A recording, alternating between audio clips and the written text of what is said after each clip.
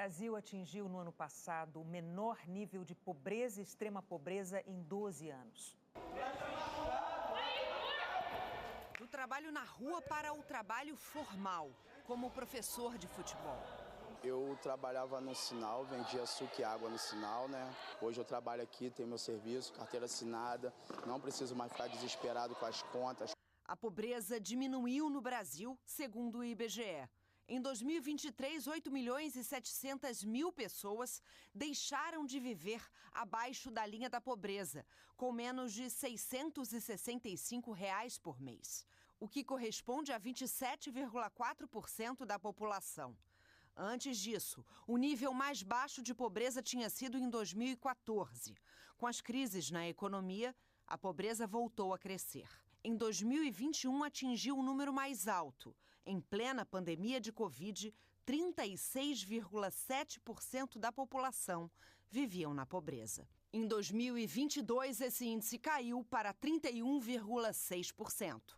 A extrema pobreza, que é viver com menos de R$ 209, também caiu. Pela primeira vez, ficou abaixo dos 5%. A pesquisa usa valores adotados pelo Banco Mundial.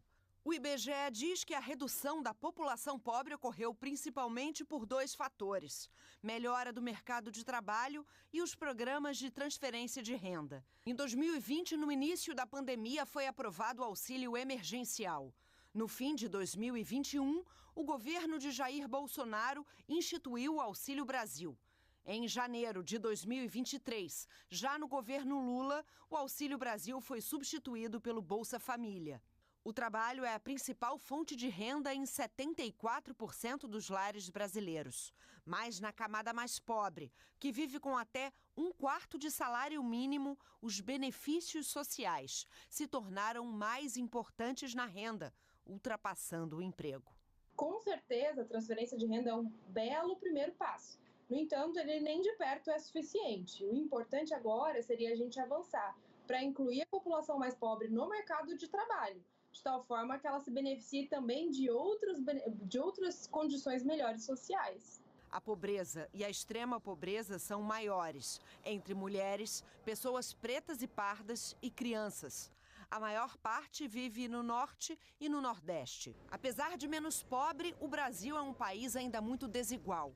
Não houve melhora no índice de Gini, que mede a desigualdade de renda. Ele ficou estável no ano passado.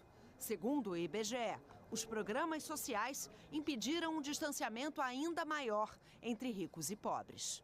O dado da desigualdade talvez foi o dado mais amargo que tivemos dentro do que hoje foi divulgado. E isso eu considero, e está bem evidenciado, que essa desigualdade monetária ela está se dando muito pelo fato de que, embora tenha crescido a renda dos mais pobres, a renda da camada mais rica, de maior poder aquisitivo, cresceu muitas vezes mais. Isso é muito significativo, isso é um grau de concentração de renda que o país precisa vencer. O mercado de trabalho também continua desigual. Os brancos ganham quase 70% a mais do que pretos e pardos. E os homens, mais do que as mulheres. Concluir os estudos e não conseguir emprego. Uma possibilidade que assusta muitos jovens, mas que vem diminuindo no Brasil. O número de pessoas entre 15 e 29 anos que não estudam e não trabalham caiu para o menor nível desde que a pesquisa do IBGE começou a ser feita em 2012.